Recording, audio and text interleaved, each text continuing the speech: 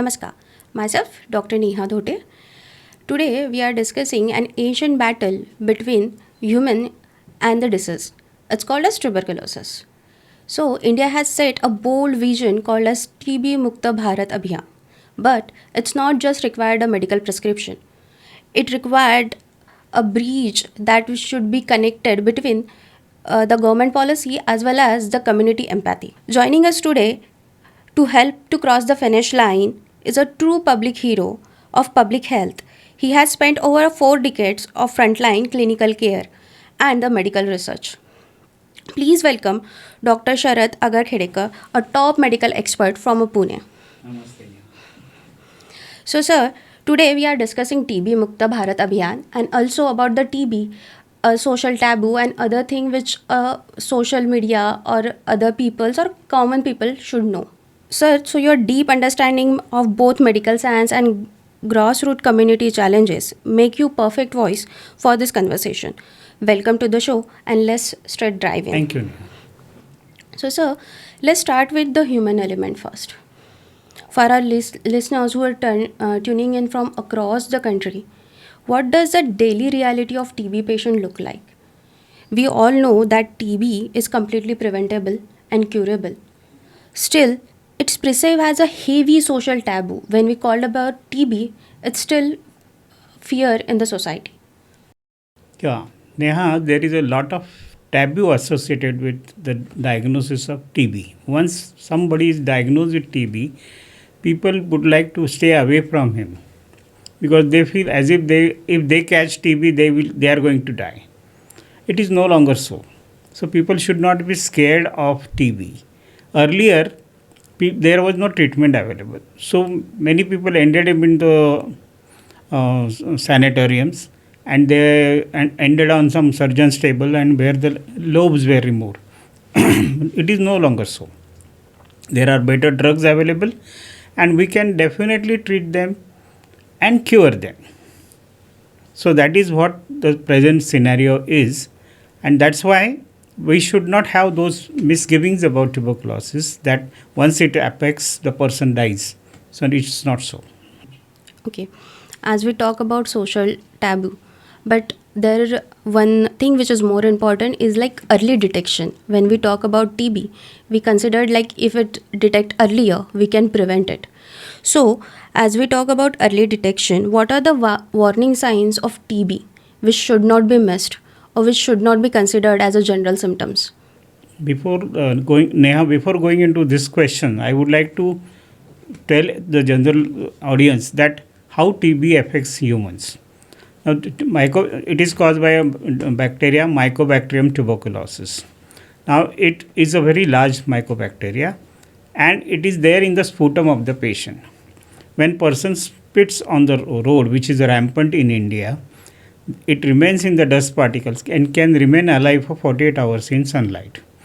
Now, this bacteria, when it is alive, gets mixed with the dust particles, and when we inhale the dust particles, it goes inside our system. Every year, 3 to 4% of new population is getting infected with tuberculosis. Now, this tuberculosis behaves in a very particular way. Once the organism go inside, the body's immune system tries to fight it out, but immune cells cannot contain it. So then they are taken by the larger cells to the lymph nodes, and they remain in the lymph nodes. Now, if the immune system is good and nutrition is good, TB remains dormant.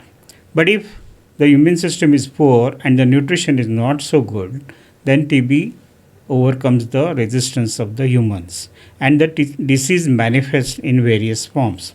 You ask me what are the early symptoms. First symptom is loss of appetite. Second symptom is weight loss. Third symptom is evening rise of temperature. Fourth symptom is night sweats. And fifth symptom is it will be symptoms specific to the organ involved. TB affects all the organ systems in the body. So it can manifest in the form of lymph nodes in the neck, or it can be in the form of a lesion in the lung, or it can even affect the brain and we get meningitis. So earliest symptoms will be weight loss, anorexia, evening rise of temperature, night sweats, and pallor. That's all we can think about it. As we discussed the early symptoms, so we are talking about there will be the weight loss, there will be the loss of appetite. Is it common with other diseases? How we can differentiate on the normal day-to-day life? In addition to this, if the patient has cough for more than 2 weeks, if the patient has fever for more than 2 weeks, one should suspect tuberculosis. The similar symptoms, the loss of appetite and weight loss, can also be there in severe diabetes, or it can be also seen in malignancy, that is cancers. But tuberculosis is more common than all these diseases. So we have to be on alert when the patient comes with loss of appetite, weight loss, and cough for more than 2 weeks and fever for more than 2 weeks. You should suspect tuberculosis. Okay. So as we talk about the symptoms, so what are the kind of treatment currently we have for the TB? Before going into that question, I would like to say that the tuberculosis that responds to drug is sensitive. But there are multi-drug resistant tuberculosis cases. So what we have to do is to make the correct diagnosis of tuberculosis. To make the correct diagnosis, we have to follow the Koch's postulate. Ideally, one should isolate the organism, inject in the guinea pig, induce the disease in the guinea pig, and then do the postmortem of guinea pig and demonstrate the same organism. But this is no longer done and it is not possible. So what we now do is we do the gene export study. We take a sputum and send it for culture. It takes 6 weeks. And sometimes the yield of the culture may be only 40%. Whereas the gene export can give you in hours or days. So that is how we make the diagnosis of tuberculosis, and on that we can know whether it is sensitive to drugs or resistant to drugs. As you talk about the MDR TB, means multiple drug resistant TB and normal TB, I also come to remember one thing. We talk about the screening. So nationally, the current the way of first treatment of screening, or sorry, not a treatment but a screening thing, is by through the X-rays. So what are the first way of diagnosing it, from sputum up to the X-ray or any other way? As you already mentioned, the Gen Expert technology here. Yes, first thing is you have to take the sputum and send it.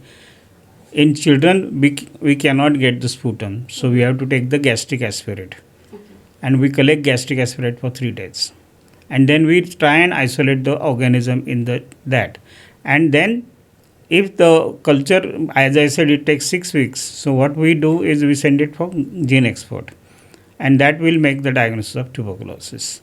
That's one thing. Sometimes when the children present with lymph nodes in the neck, then you can do the biopsy, FNAC and biopsy.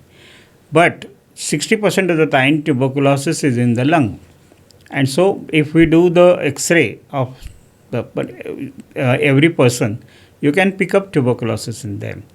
But then taking patient to the X-ray room and getting X-ray done is a tedious process and not possible. And exposing all of them to radiation is also not good.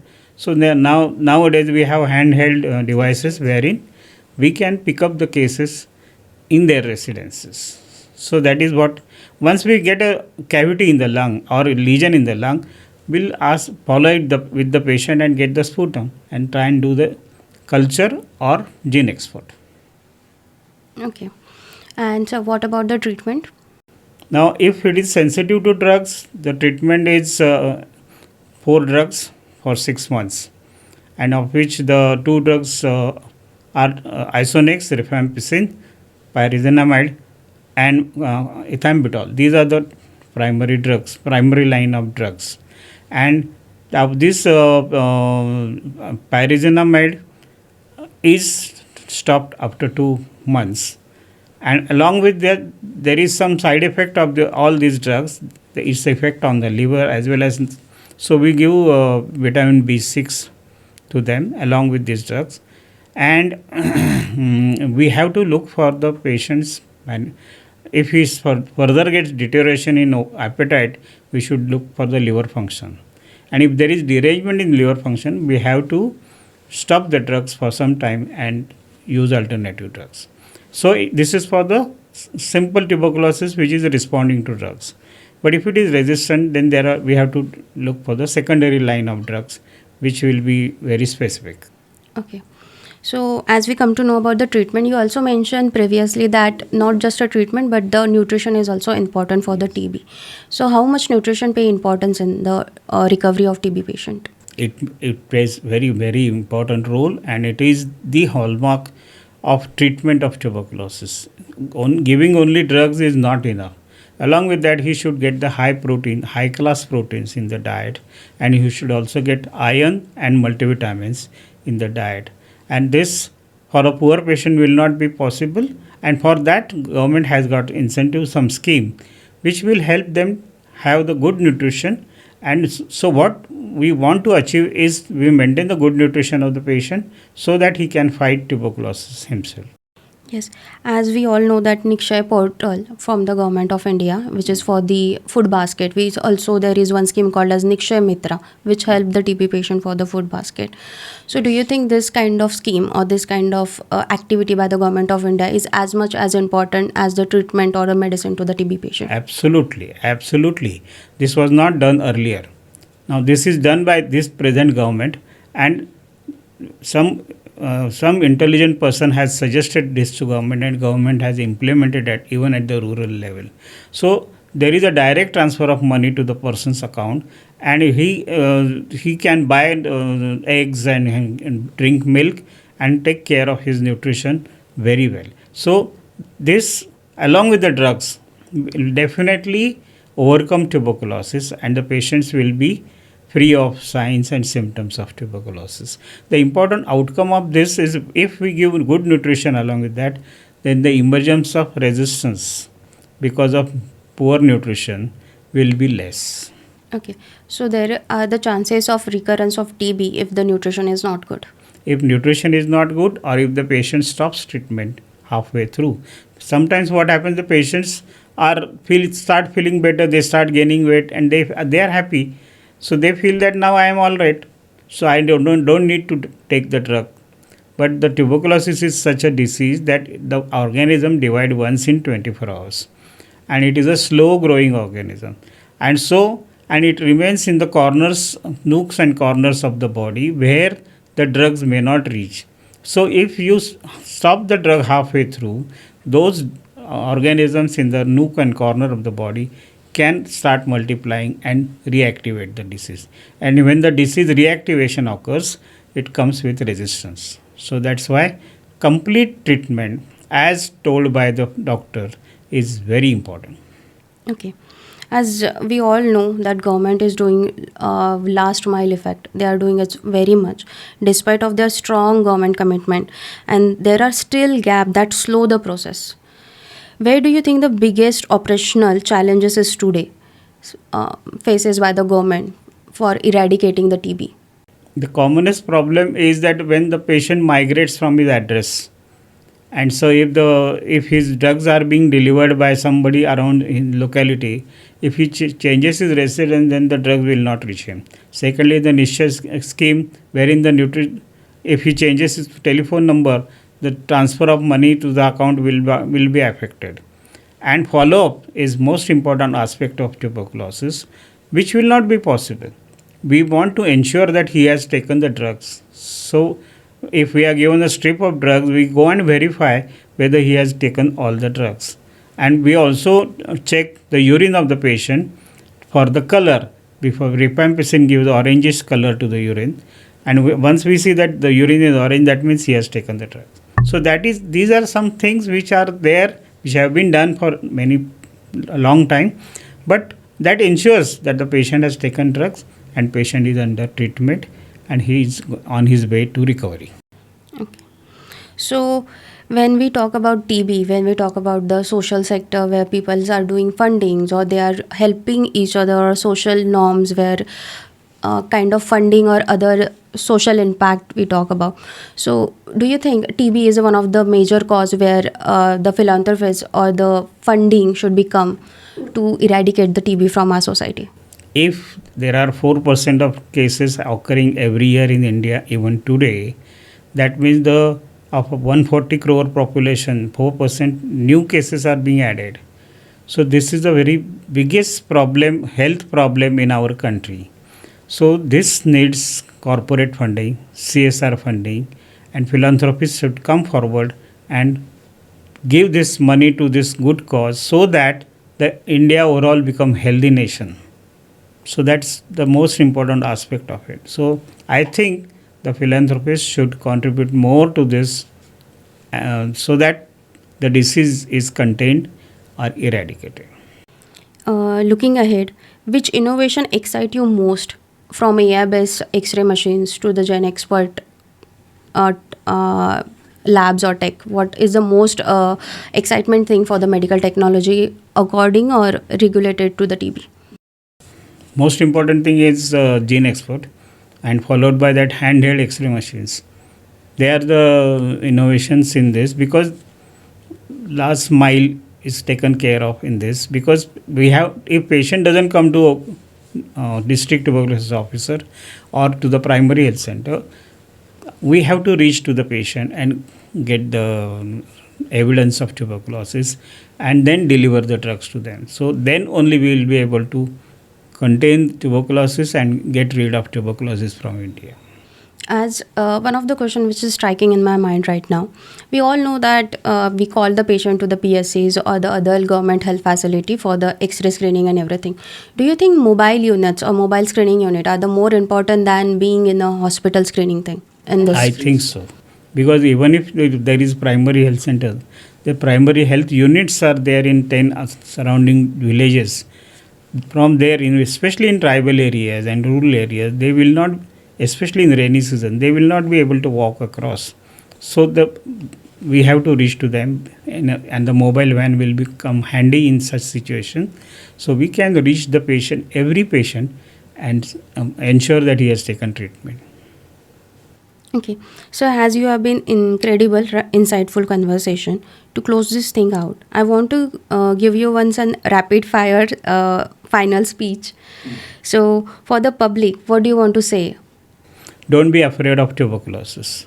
If you are diagnosed with, you take complete treatment and stick to the treatment, follow it with the doctor, and have good nutrition, you will be cured of it. For the government official, what one change could accelerate the India's progress to eliminating the TB?